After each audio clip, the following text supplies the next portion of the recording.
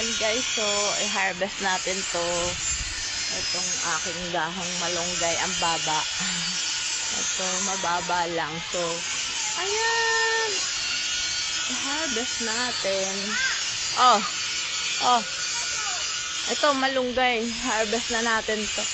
Kasi,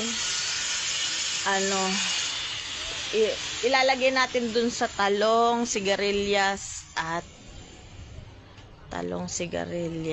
tsaka shoo! Manok nandun sa taas. Lumipad dun. Yung sigarilyas, talong, at tsaka bunga ng kamote. Meron tayo ato. Ang bababa lang malunggay ito guys. Ayan. Tapos harvest pa natin iba. Ayan.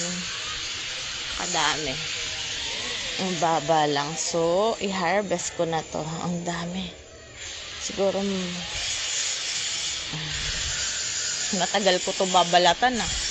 Masarap to pero matagal balatan.